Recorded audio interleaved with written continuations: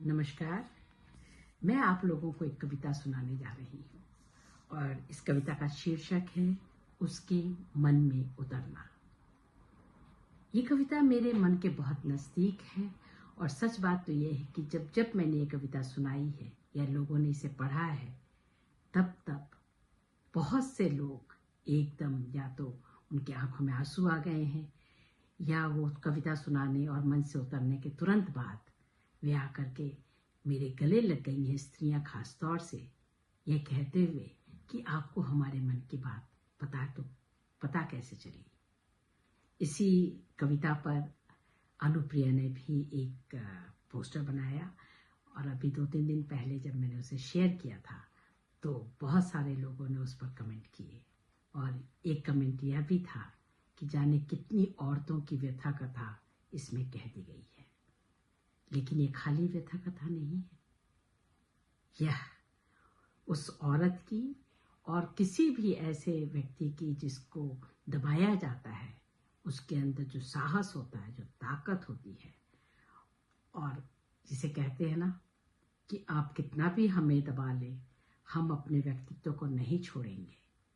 इसका जो हट है, ये इस कविता को किसी और ही प्रकाश में ले आती है और मैं चाहती हूं कि आप इस कविता को सुनें। उसके मन में उतरना।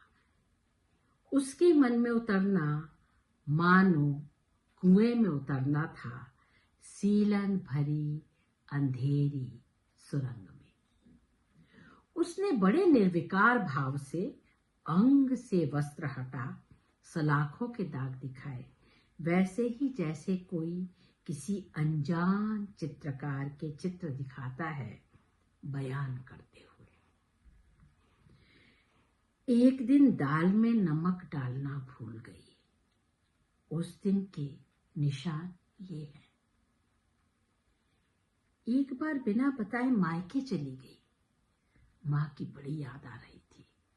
उस दिन के निशान ये वाले हैं। ऐसे कई निशान थे शरीर के इस या उस हिस्से में।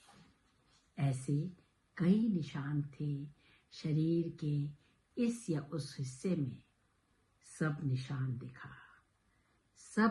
दिखा। वो यूं मुस्कुराई जैसे उसने तमगे दिखाए हों किसी की हार के। स्तब्ध देख उसने मुझे होले से छुआ। जानती हो, बेबस की जीत आंख की कोर में बने बांध में होती है। बांध टूटा नहीं कि बेबस हारा।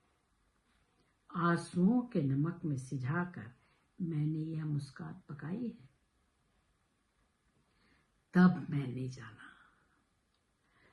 मैंने जाना कि उसके मन में उतरना मानो किसी गहरे कुएं में उतरना था, जिसके तल में मीठा जल भरा था। ये कविता लोगों को बहुत अच्छी लगती है और इसके अनेक अनुवाद भी हुए हैं। आपके लिए मैं नीचे लिंक में मराठी और राजस्थानी अनुवाद तो लगाऊंगी ही, साथ ही में लगाऊंगी एक अंग्रेजी अनुवाद भी। देखिए और पढ़िए और बताइए कि कविता कैसी लगी।